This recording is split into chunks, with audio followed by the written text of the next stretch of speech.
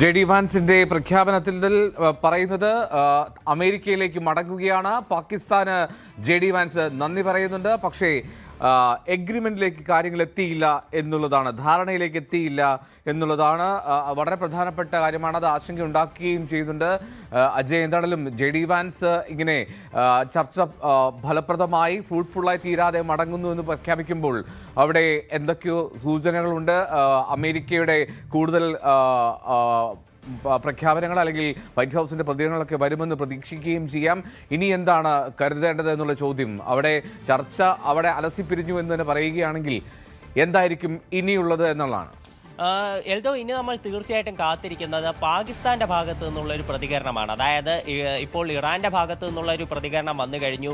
അതിൽ ഇസ്മായിൽ ബഗേയി വ്യക്തമാക്കുന്നത് ചില കാര്യങ്ങളിൽ അമേരിക്ക ഇപ്പോഴും കടുപിടുത്തം തുടരുന്നു എന്നതാണ്. പല വിഷയങ്ങൾ വിജയകരമായി ചർച്ച ചെയ്ത് അവസാനിപ്പിച്ചെങ്കിലും ചില കാര്യങ്ങളിൽ അമേരിക്ക കടുംപിടുത്തം തുടരുന്നു എന്നുള്ള വിശദീകരണം അത് ഇറാന്റെ ഭാഗത്തു നിന്ന് വരുന്നു. അമേരിക്കയുടെ ഭാഗത്തു നിന്നുള്ള വിശദീകരണം വൈസ് പ്രസിഡന്റായിട്ടുള്ള ജെ.ഡി. വാൻസ് നൽകി കഴിഞ്ഞു. അതായത് ഒരു എഗ്രിമെന്റിൽ എത്തിയില്ല, ഈ ചർച്ചകൾ നിലവിൽ അവസാനിപ്പിക്കുന്നു, ഇറാന് ഞങ്ങളുടെ ചില നിബന്ധനകൾ അത് അംഗീകരിക്കാൻ സാധിച്ചില്ല എന്നൊരു വിശദീകരണം ജെ.ഡി. വാൻസ് നൽകുന്നു. എന്തായാലും അദ്ദേഹം അമേരിക്കയിലേക്ക് തിരിച്ചു മടങ്ങിയിട്ടുണ്ട്. ഇനി തീർച്ചയായിട്ടും ഇതിന് മധ്യസ്ഥത വഹിച്ച പാകിസ്ഥാന്റെ ഭാഗത്ത് നിന്ന് ഒരു പ്രതികരണം ഉണ്ടാകേണ്ടതുണ്ട്. പ്രത്യേകിച്ച് ജെ.ഡി. വാൻസ് പറയുന്നത് ഈ ചർച്ചകൾ തുടരും എന്നതിൻ്റെ ഒരു സൂചന അദ്ദേഹം നൽകിയിട്ടുണ്ട്.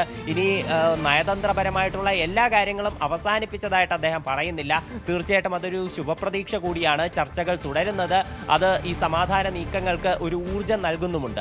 അതുകൊണ്ട് തന്നെ ഈ മധ്യസ്ഥത വഹിച്ച പാകിസ്ഥാൻ എന്തൊക്കെ വിഷയങ്ങളാണ് ചർച്ച ചെയ്തത്, ഇനി പാകിസ്ഥാന്റെ ഭാഗത്തു നിന്നുള്ള മധ്യസ്ഥ ശ്രമങ്ങൾ ഉണ്ടാകുമോ, ഇനി ചർച്ചകൾ നടക്കുകയാണെങ്കിൽ അത് എപ്പോൾ, എവിടെ വെച്ച്, ഇനി ചർച്ചകൾ നടക്കുന്നത് വരെ ഏതൊക്കെ വിഷയങ്ങളിലാണ് ധാരണയായത്, അതിനി എങ്ങനെയാകും തുടരുക, അതുപോലെ ഹോർമുസ് കടലിടുക്കിന്റെ വിഷയം, അതിലുള്ള മറ്റ് ഇപ്പോൾ ഈ IRGCയുടെ ഭാഗത്തു നിന്ന് പുറത്തു വന്ന പ്രസ്താവന അത് എത്രത്തോളം വിശ്വസനീയമാണ്, ഇവിടെ സീ മൈനുകൾ ഉൾപ്പെടെയുള്ള ഭീഷണികളുണ്ടായിരുന്നു, അത് നീക്കം ചെയ്തതായിട്ട് അമേരിക്ക പറയുന്നു, അതിലെന്തെങ്കിലും സ്ഥിരീകരണമുണ്ടോ, തുടങ്ങിയിട്ട് നിരവധി വിഷയങ്ങളിൽ പാകിസ്ഥാൻ വിശദീകരണം നൽകേണ്ടതുണ്ട്. തീർച്ചയായിട്ടും മധ്യസ്ഥത വഹിച്ച രാജ്യം എന്നുള്ള നിലയിൽ ഈ ചർച്ചകൾ നിലവിൽ ഒരു ധാരണയാകാത്തതിലും അതുപോലെ ഈ ചർച്ചയുടെ ഭാവി എന്താണെന്നുള്ളതിലും പാകിസ്ഥാന്റെ പ്രസ്താവന അത് തീർച്ചയായിട്ടും നിർണായകമാണ്. എല്ലാവരും അത് കാത്തിരിക്കുന്നുണ്ട്. അതും ഉടൻ ഉണ്ടാകുമെന്ന് നമുക്ക് പ്രതീക്ഷിക്കാം. അതും കൂടി ഉണ്ടായതിന് ശേഷം ഈ ചർച്ചകളുടെ ഭാവി എന്താകും, ഇനി എങ്ങനെയായിരിക്കും ഇത് പുരോഗമിക്കുക, അല്ലെങ്കിൽ ഇനി വീണ്ടും ഇപ്പോൾ ബെഞ്ചമിൻ നെതന്യാഹുവിന്റെ പ്രസ്താവന വരുന്നു ഈ സൈനിക നടപടികൾ തുടരും എന്നുള്ളത്. അപ്പോൾ ഇനി വീണ്ടും ഒരു ആശങ്കാപരമായിട്ടുള്ള സാഹചര്യത്തിലാക്കിയാണോ കാര്യങ്ങളുടെ പോക്ക് എന്നതുൾപ്പെടെ ഒരു ചോദ്യചിഹ്നമാണ്. പക്ഷേ ബെഞ്ചമിൻ നെതന്യാഹു ഈ സൈനിക നടപടികൾ തുടരും എന്ന് പറയുമ്പോഴും ഇപ്പോൾ അദ്ദേഹം ഇറാന് നേരെയുള്ള ഒരു സൈനിക നീക്കങ്ങൾ നിർത്തിവെച്ചിരിക്കുകയായിരുന്നു. ഇപ്പോൾ ലെബനനിൽ മാത്രമാണ് അവർ ആക്രമണങ്ങൾ തുടരുന്നത്.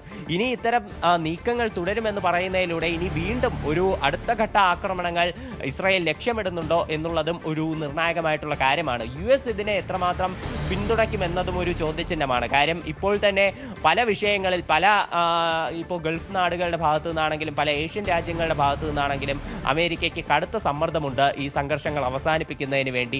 അതുകൊണ്ട് തന്നെയാണ് ഈ ഒരു ചർച്ചകളിലേക്ക്, ഒരു സമവായ നീക്കത്തിലേക്ക് അമേരിക്ക തന്നെ ഒരു മുൻകൈയെടുത്ത് പാകിസ്ഥാനെ മധ്യസ്ഥരാക്കി കൊണ്ടുള്ള ഒരു ചർച്ചകൾക്ക് അമേരിക്ക തന്നെ ഒരു മുൻകൈയെടുത്തത്. അതുകൊണ്ട് ഇപ്പോൾ നെതന്യാഹുവിന്റെ ഭാഗത്തു നിന്നുള്ള പ്രസ്താവനയ്ക്ക് അമേരിക്കയുടെ പ്രതികരണം എന്താകും എന്നുള്ളതും എല്ലാവരും ആകാംക്ഷയോടെ ഉറ്റുനോക്കുന്ന ഒരു കാര്യം കൂടിയാണ്.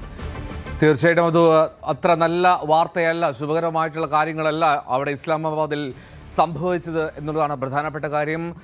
ഇറാൻ അമേരിക്ക ചർച്ച അതിൽ ഫ്രൂട്ട്ഫുള്ളായി വിജയകരമായിട്ടുള്ള ഒരു പര്യവസാനം ഉണ്ടായിട്ടില്ല എന്നുള്ളതാണ് ഏറ്റവും പ്രധാനപ്പെട്ട കാര്യം. ഞാൻ അമേരിക്കയിലേക്ക് മടങ്ങുന്നു എന്നുള്ളതാണ് J D. Vance US vice president പറഞ്ഞത്. കൂടുതൽ വാർത്തകൾക്ക് News 18 Keralam YouTube channel subscribe ചെയ്യുക.